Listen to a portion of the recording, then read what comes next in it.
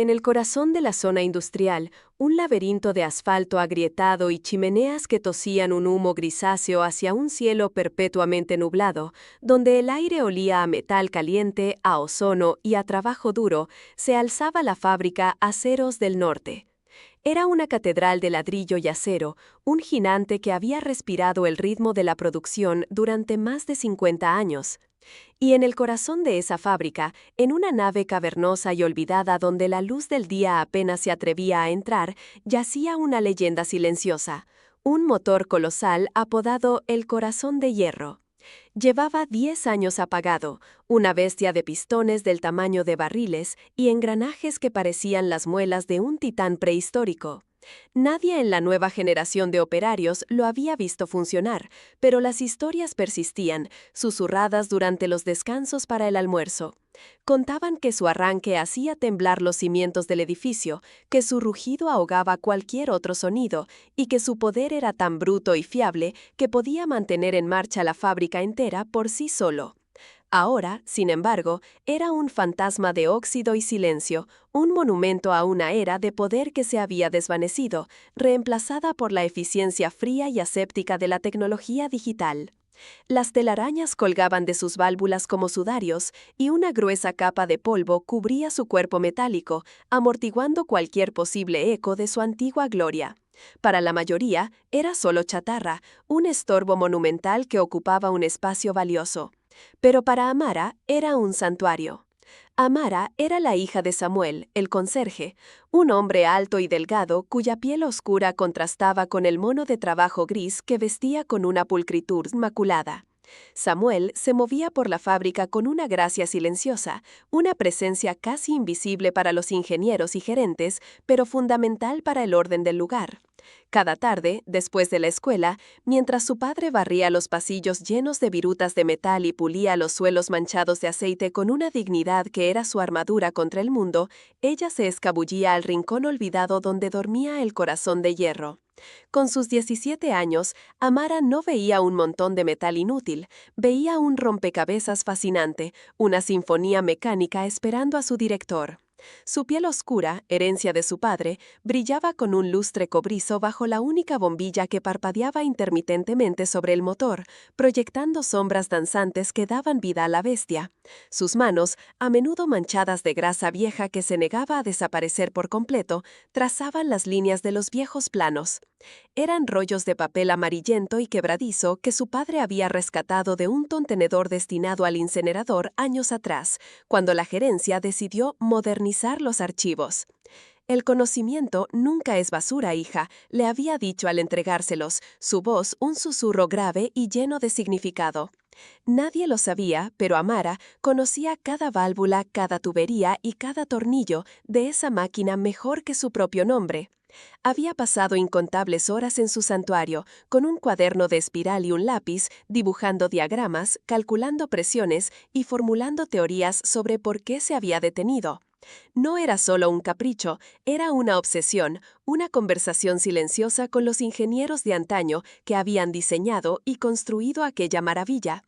A veces apoyaba la mejilla contra el frío metal, cerraba los ojos e intentaba escuchar su voz, imaginar el pulso atronador que una vez recorrió sus venas de acero. Su mundo tranquilo, un universo contenido entre los planos y el motor, se vio sacudido una mañana de martes. Un sonido agudo y desgarrador, como el de 1000 uñas arañando una pizarra gigante, rasgó el estruendo habitual de la fábrica. Luego, un estallido sordo, seguido de una lluvia de chispas azules y blancas. Y después, el silencio. Un silencio antinatural, pesado y ominoso, que se extendió por toda la planta. El motor principal de la línea de producción, una máquina alemana moderna, brillante y computarizada, había fallado catastróficamente. La producción se detuvo en seco. Las cintas transportadoras se quedaron inmóviles, los brazos robóticos se congelaron en posiciones extrañas y los trabajadores se miraron unos a otros, sus rostros una mezcla de confusión y alarma. El pánico, como una corriente eléctrica, se apoderó de la gerencia. Cada día de inactividad no solo costaba una fortuna, sino que amenazaba con el incumplimiento de contratos millonarios. Trajeron al mejor equipo de ingenieros de la capital, una brigada de élite liderada por un hombre llamado Ricardo Vargas. Vargas llegó en un sedán negro impoluto que parecía fuera de lugar en el aparcamiento lleno de coches modestos y camionetas abolladas. Era brillante, de eso no había duda, pero su genialidad venía envuelta en una capa de arrogancia tan gruesa como el blindaje de un tanque. Vestía trajes impecables de corte italiano y zapatos que brillaban tanto que parecían un insulto personal a la grasa y el sudor que impregnaban cada rincón de la fábrica. Él y su equipo se instalaron alrededor del motor averiado como un equipo de cirujanos en un quirófano. Desplegaron un arsenal de laptops, osciloscopios y herramientas de diagnóstico de última generación. Hablaban en un dialecto de acrónimos y jerga digital que los mecánicos locales no entendían. El bus de datos no responde. Revisa la latencia del firmware. Podría ser una corrupción en el núcleo del sistema operativo. El primer día, la confianza de Vargas era palpable. Un simple fallo de software, le aseguró al director de la planta, el señor Morales. Lo tendremos funcionando para la cena. Pero la cena llegó y se fue, y el motor siguió muerto. El segundo día, la confianza se había transformado en una irritación apenas contenida.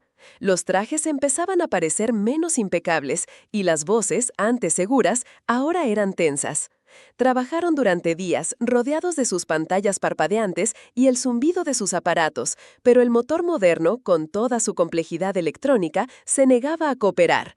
La frustración crecía, y con ella, el desdén de Vargas por el entorno. Miraba a los obreros con una condescendencia mal disimulada, como si su mera presencia fuera una distracción. Amara observaba desde la distancia, en silencio.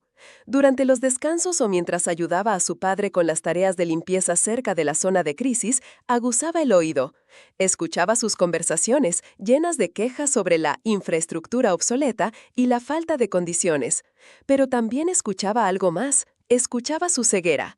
Estaban tan concentrados en los diagnósticos de sus computadoras que parecían incapaces de oír el leve zumbido anómalo que provenía de la fuente de alimentación o de oler el casi imperceptible aroma a plástico quemado que emanaba de un panel de control secundario. Eran detalles que los sentidos de Amara, afinados por años de comunión con el corazón de hierro, captaban al instante. Ellos buscaban un fantasma en la máquina, sin darse cuenta de que el cuerpo mismo estaba herido. Una tarde, mientras su padre vaciaba una papelera llena de vasos de café y envoltorios de comida del equipo de ingenieros, Vargas, expecerado tras otro intento fallido, hizo un comentario en voz alta a sus colegas, lo suficientemente alto para que todos lo oyeran. Este lugar está anclado en el pasado. Si no podemos nosotros, con la mejor tecnología del país, ¿quién lo hará? El conserje, dijo señalando vagamente en dirección a Samuel con un gesto de la barbilla. La frase fue seguida de una risa burlona, un sonido agudo y cruel que resonó en el silencio del taller. Los otros ingenieros, ansiosos por congraciarse con su jefe, rieron con él. Amara, que estaba a unos metros de distancia fingiendo limpiar una barandilla, sintió cómo la sangre le subía al rostro, caliente y furiosa. No era la primera vez que sentía las miradas de desprecio, la condescendencia silenciosa por ser la hija negra del hombre que limpiaba su desorden. Era una sensación familiar, un peso invisible que a menudo llevaba sobre los hombros. Pero esta vez, la burla fue directa, afilada como un trozo de metal roto, diseñada para herir. Vio cómo su padre se detenía un instante, su cuerpo entero se tensaba, pero luego simplemente bajó la cabeza un poco más y continuó con su trabajo, su espalda encorvada, no por la edad, sino por el peso aplastante de la humillación pública. En ese gesto, en esa resignación silenciosa, Amara vio el reflejo de innumerables desprecios sufridos a lo largo de los años, y su rabia se transformó en una resolución fría y dura como el acero. Esa noche, Amara no durmió. La risa de Vargas se repetía en su mente como un eco infernal. Daba vueltas en su pequeña habitación, las paredes cubiertas con sus propios dibujos y diagramas del corazón de hierro. La ira ardía en su pecho, pero debajo de ella, una idea audaz, casi impensable, comenzó a formarse. Una idea que había estado latente en el fondo de su mente durante años, una fantasía que nunca se había atrevido a considerar seriamente. Ahora, alimentada por la injusticia y la desesperación de la fábrica, esa idea comenzó a crecer, a tomar forma, a sentirse no solo posible, sino necesaria. una idea tan grande, tan ruidosa y tan poderosa como el corazón de hierro. Al día siguiente, con la crisis en su punto más álgido y los ingenieros admitiendo su derrota temporal, Amara caminó directamente hacia la oficina del director de la planta, el señor Morales. El pasillo que llevaba a la zona de administración era un mundo aparte. El aire dejaba de oler a metal y a sudor para dar paso al aroma artificial de los ambientadores y al zumbido bajo de los aires acondicionados. Los suelos, que su padre pulía hasta el amanecer, reflejaban las luces fluorescentes con una frialdad impersonal. Cada paso que daba, con sus botas de trabajo gastadas, parecía una profanación en aquel santuario de corbatas y papeles. Sentía las miradas de las secretarias, cuchicheos que la seguían como una sombra. Pero la imagen de su padre, con la espalda encorvada, era un fuego en su pecho que quemaba cualquier atisbo de miedo. La puerta de la oficina del señor Morales era de madera oscura y pesada. Amara llamó con los nudillos, un sonido seco y decidido, que pareció sorprenderla incluso a ella misma. El señor Morales era un hombre mayor, de rostro cansado y abrumado por la presión. Tenía el pelo cano y los hombros caídos bajo el peso de una chaqueta de traje que parecía demasiado grande. Su escritorio era un caos de informes, gráficos de producción con líneas rojas descendientes y una taza de café a medio beber que probablemente llevaba horas enfriándose. Miró a Amara con sorpresa, sus ojos entrecerrándose para reconocerla. «Sí, jovencita, puedo ayudarte. Si buscas a tu padre, está en el ala oeste». Amara respiró hondo, aferrando con una mano los rollos de planos viejos y amarillentos que llevaba bajo el brazo. Su voz, cuando habló, fue firme, a pesar del temblor que sentía en su interior. «Señor Morales, me llamo Amara, soy la hija de Samuel, y yo puedo arreglar el motor». Morales parpadeó, confundido. Se ajustó las gafas sobre la nariz.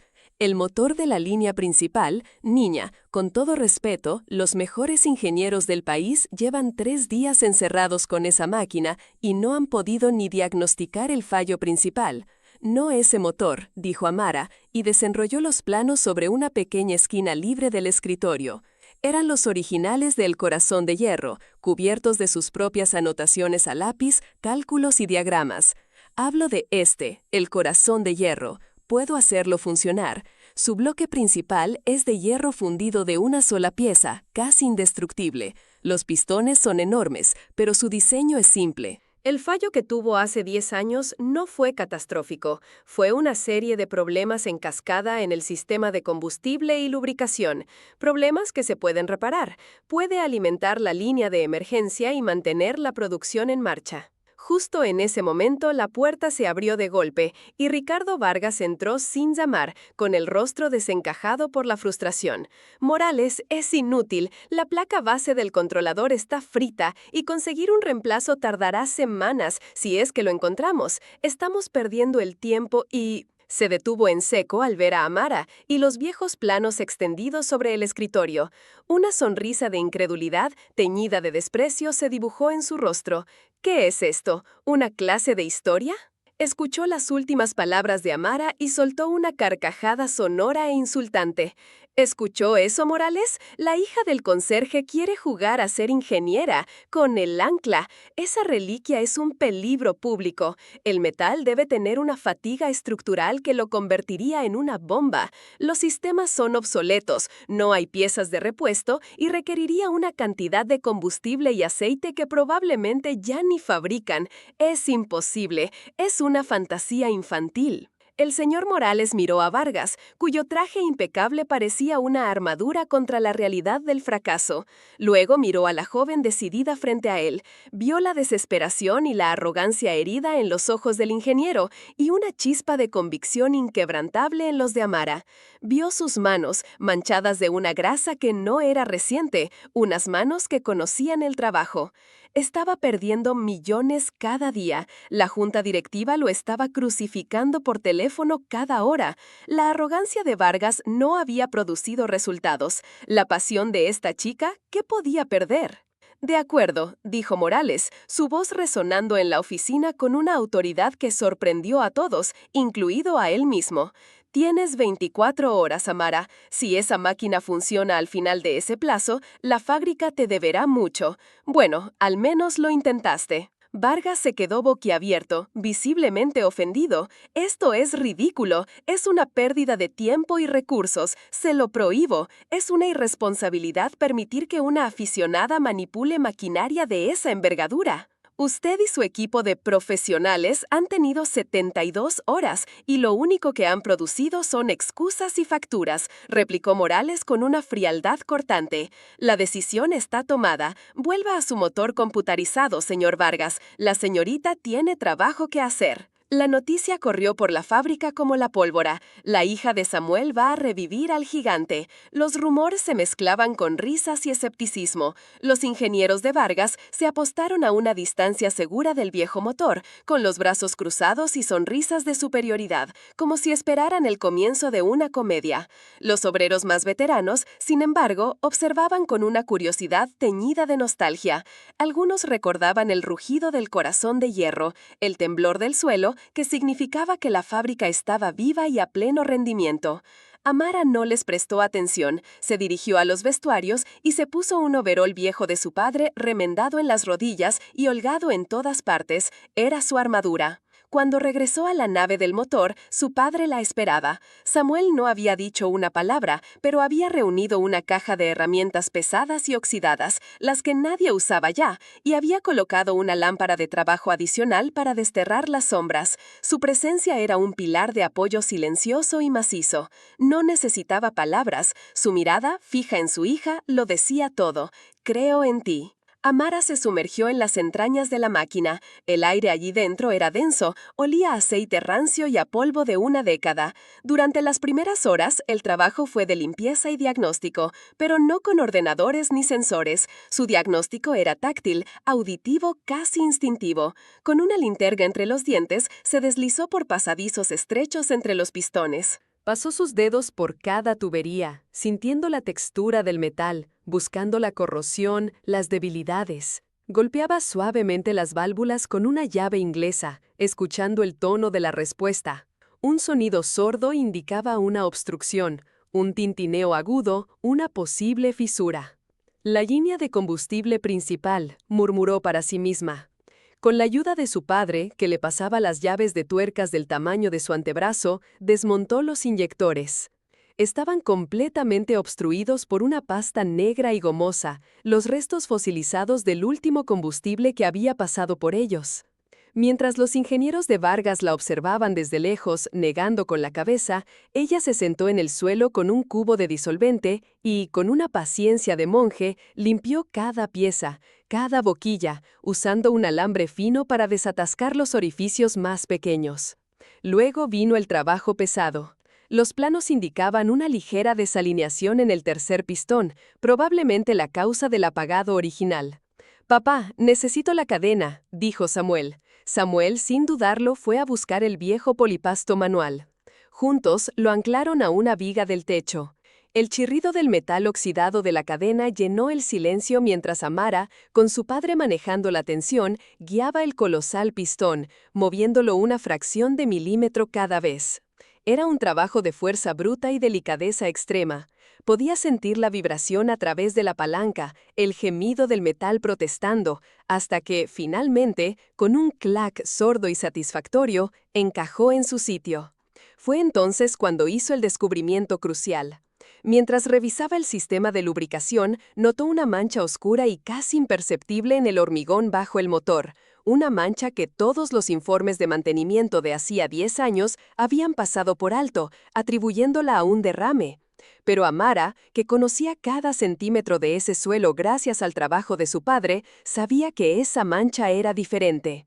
Siguió la línea de la posible fuga hacia arriba, limpiando la grasa y el polvo con un trapo, hasta que la encontró. Una fisura delgada como un cabello en una línea de presión de aceite, oculta tras el colector de escape. Era la herida secreta que había desangrado al gigante. «La soldadora», le pidió a su padre. Samuel le trajo el equipo y Amara se cubrió el rostro con una pesada máscara de soldar. La luz azul blanquecina del arco eléctrico iluminó la penumbra, proyectando su silueta danzante en las paredes. El agudo siseo de la soldadura era el único sonido, un sonido de curación. Con una mano firme selló la grieta, creando un cordón de soldadura limpio y fuerte. Era un ballet de grasa y metal, una conversación íntima entre la joven y la máquina que solo ellos dos entendían. Las horas pasaban. Vargas y su equipo se habían marchado a cenar, luego volvieron, más para presenciar el fracaso que para trabajar. Samuel le trajo a Mara un bocadillo, que ella comió con las manos negras de grasa, y un termo con café caliente que le supo a gloria.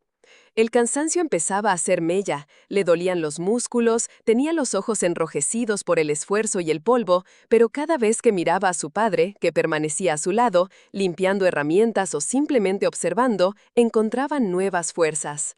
Al cabo de 20 horas, exhausta pero con los ojos brillantes de una determinación febril, Amara dio un último apretón a una tuerca, se limpió el sudor de la frente con el dorso de su guante y se irguió. El silencio de la fábrica pareció hacerse más profundo. Miró a su padre y asintió. Luego se volvió hacia la pequeña multitud que se había ido congregando. «Está listo», anunció, su voz ronca por el agotamiento pero clara como una campana. Una oleada de murmullos recorrió a los presentes. Los obreros se acercaron expectantes. El señor Morales, que había llegado hacía una hora, se adelantó, con el rostro tenso. Y en primera fila, con una expresión de suficiencia, estaban Vargas y su equipo listos para decir, «Te lo dije». Amara caminó hacia el panel de control principal, una imponente consola de palancas de latón y medidores de aguja con el cristal amarillento. Tomó la palanca de arranque con ambas manos. El silencio en la fábrica era total, denso, casi se podía tocar. Podía sentir la tensión en el aire, el peso de todas las miradas sobre ella, la burla de Vargas, la esperanza de su padre, la desesperación de Morales. Todo dependía de ese momento. Tiró de la palanca. La noticia corrió por la fábrica como la pólvora, susurrada entre el estruendo de las herramientas caídas y el silencio opresivo de la línea de producción detenida. La hija del conserje va a revivir al gigante. Las palabras se convirtieron en un murmullo colectivo, una mezcla de incredulidad, esperanza y, para algunos, un cruel entretenimiento. Los ingenieros de Vargas en particular encontraron en la noticia un alivio cómico a su fracaso. Se apostaron a una distancia segura, con los brazos cruzados sobre sus camisas impecables y sonrisas de superioridad, esperando el inevitable y humillante fracaso. Para ellos, era el acto final de una farsa, el momento en que la realidad aplastaría la osadía de una niña ilusa. Amara no les prestó atención. El ruido de sus dudas era un zumbido lejano, ahogado por el latido de su propio corazón y la resonancia de un propósito que la consumía por completo. Caminó junto a su padre hacia el rincón olvidado de la fábrica, sus pasos firmes sobre el hormigón manchado. Samuel no dijo nada, pero su mano encontró el hombro de su hija y le dio un apretón suave, un gesto que transmitía más fuerza que cualquier discurso. Al llegar, Amara se detuvo frente a la bestia dormida. El corazón de hierro parecía aún más grande en el silencio expectante, sus contornos cubiertos por una capa de polvo que era como la piel de un animal prehistórico. «¿Estás segura de esto, mija?», susurró Samuel, su voz teñida de una preocupación que no lograba ocultar el inmenso orgullo. Amara asintió, sus ojos fijos en el motor. «Él me ha estado hablando durante años, papá. Es hora de que yo le responda». Se puso un overol viejo de su padre, las perneras y las mangas arremangadas, pero el gesto fue casi ceremonial. Era una armadura, una declaración. Con ese simple acto, dejó de ser la hija del conserje para convertirse en la guardiana del corazón de la fábrica. Samuel, a su lado, desplegó un juego de herramientas antiguas, limpiando cada llave y cada destornillador con el mismo cuidado que dedicaba a los pasillos. Su presencia era un pilar de apoyo silencioso, un ancla en medio de la tormenta de miradas y susurros. No entendía cada detalle técnico, pero entendía a su hija, y eso era suficiente. Durante las siguientes 20 horas, el tiempo pareció disolverse en un ciclo de grasa, sudor y una concentración febril. Amara no usó computadoras ni diagnósticos digitales. Su interfaz era la yema de sus dedos, sus oídos su sensor más preciso y su instinto, forjado en años de estudio clandestino, su único software. Se sumergió en las entrañas de la máquina como si entrara en un templo sagrado. Primero, se enfrentó al sistema de combustible. Los inyectores, obstruidos con una década de sedimento solidificado, eran como arterias taponadas. Con una paciencia de cirujana, los desmontó uno por uno, limpiando la costra oscura con disolventes y alambres finos, hasta que el metal brilló de nuevo. Su padre le alumbraba con una linterna, moviendo el haz de luz exactamente donde ella lo necesitaba, anticipando sus movimientos. Luego vinieron los pistones. Al girar manualmente el cigüeñal, sintió una resistencia anómala, un roce casi imperceptible que los oídos no entrenados jamás habrían notado. «Están desalineados», murmuró para sí misma. Reajustarlos fue una tarea hercúlea.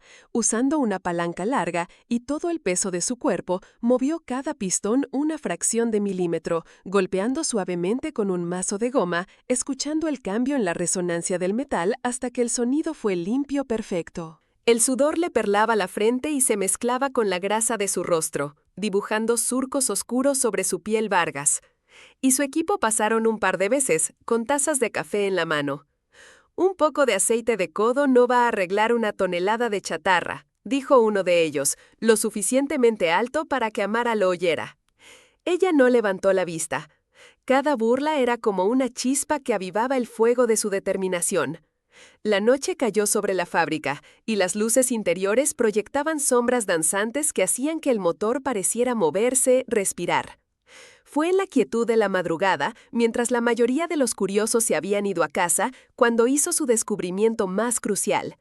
Mientras trazaba con la mano una de las líneas de aceite secundarias, una que los viejos informes ni siquiera mencionaban en detalle, sintió una anomalía. Una pequeña irregularidad en la superficie y una mancha de óxido ligeramente diferente al resto. Con una espátula, raspó la corrosión y reveló una fisura finísima, una herida casi invisible que había estado desangrando la presión del sistema durante años. Nadie la había visto. Era el tipo de fallo que no aparece en un diagnóstico digital, un defecto que solo se puede encontrar con el tacto y la intuición. «Papá, la soldadora», dijo, su voz ronca por el cansancio y la emoción. Samuel se la trajo. Amara se puso la máscara de soldar y por un instante el único sonido en la nave fue el siseo del gas y el crepitar brillante del arco eléctrico. Con una mano firme que desmentía su agotamiento, selló la grieta, uniendo el metal en una costura limpia y fuerte. Era un ballet de grasa y metal, una conversación íntima entre la joven y la máquina que solo ellos dos entendían. Al cabo de 20 horas, con los primeros rayos del sol filtrándose por los sucios ventanales, Amara se irguió. Estaba cubierta de mugre, su cuerpo dolía en cada músculo, pero sus ojos brillaban con una luz feroz. Miró a su padre, quien le sonrió con una mezcla de agotamiento y adoración. «Está listo», anunció ella, su voz resonando en el silencio expectante. La multitud se había reunido de nuevo, más grande que antes. Los obreros, con sus cascos en la mano, formaban un semicírculo respetuoso. El señor Morales estaba allí, su rostro una máscara de ansiedad. Y en primera fila, con una confianza inquebrantable en el fracaso ajeno, estaban Ricardo Vargas y su equipo, listos para decir «te lo dije». Amara caminó hacia el panel de control principal, una imponente consola de palancas de latón y medidores de aguja con el cristal amarillento.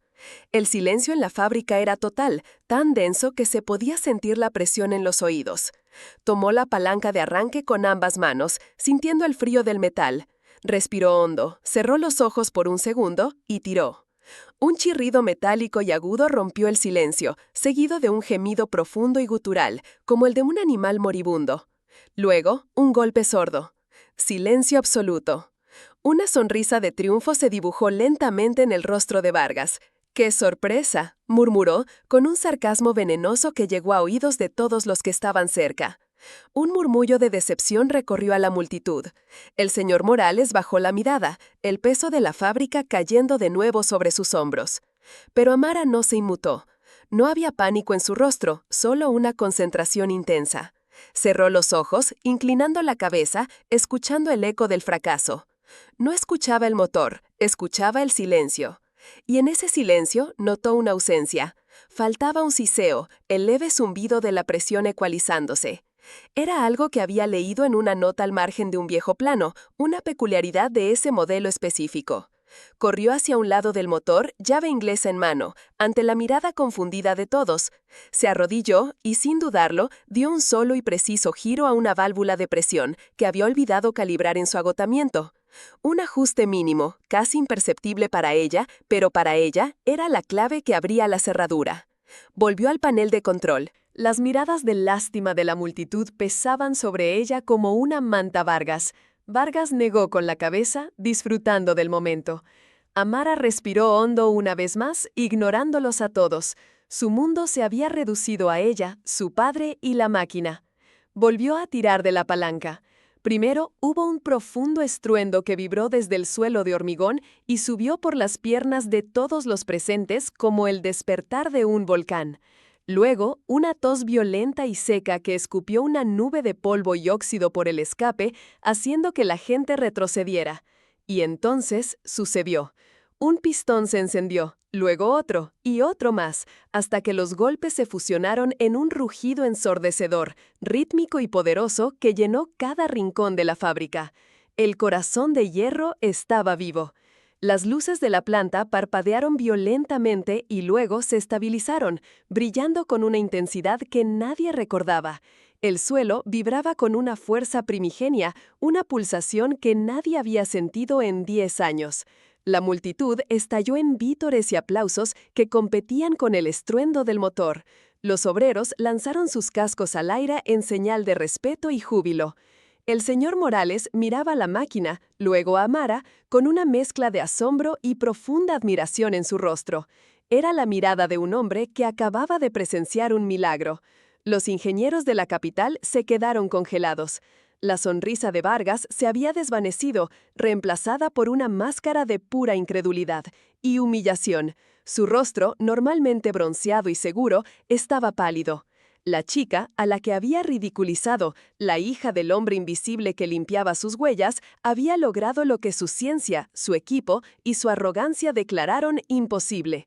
Había sido derrotado, no por un rival, sino por alguien a quien ni siquiera consideraba una jugadora en el tablero. El señor Morales se acercó a Amara, ignorando por completo a los ingenieros. Le tendió la mano, una mano temblorosa por la emoción. Amara, dijo con la voz quebrada, no sé cómo darte las gracias. Has salvado esta fábrica. Luego se volvió hacia su padre, que observaba con lágrimas de orgullo surcando su rostro cansado.